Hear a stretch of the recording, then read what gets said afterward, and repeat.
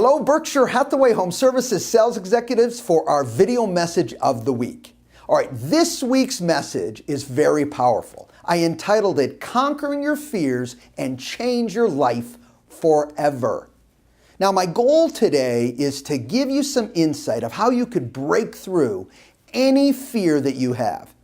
But to start, I have a few questions for you. And I guess one very important question is, what is your number one fear? As you think about fears, what's that number one fear that really is inside of you that you think about on an ongoing basis? How is this fear stopping you from achieving what you want and what you deserve out of life? That's so key. What is this fear doing to hold you back? If you had to think about this fear costing you something, what would be the cost that you would say this fear is costing you to carry it around with you on an ongoing basis? And what activities could you do to work past that particular fear? I'm going to share with you 4 ideas, basically 4 solutions that hopefully will help you work through this particular fear that you have. First one is meaningful conversations. A question: what conversations are you avoiding and with who? It may be an uncomfortable conversation, but it can be a meaningful conversation if you take the time to have it. How about physical activity? What physical activity are you not doing, are you avoiding, are you planning to do, but never get to it? Is it something that you've wanted to accomplish in your life, but you're fearful to do so? How about mental exercises?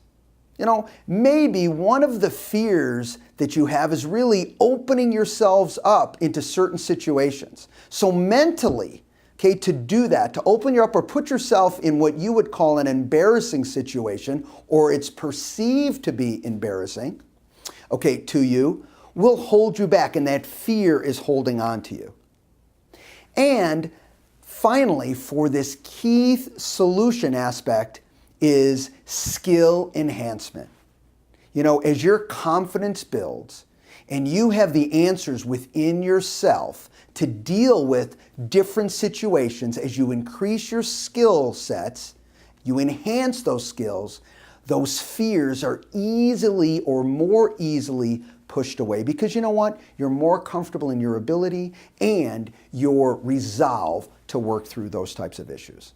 Now, in closing today, there's some rules of thumb that I want you to think about as you go through and you work past this particular fear. 1, you should not be comfortable, when you work through these fears. Don't look to be comfortable. In fact, I want you to be uncomfortable. That is the point. Your body, your body and your mind will react, and not always wanting to react in a positive way. So you need to fight through that. That's the opportunity.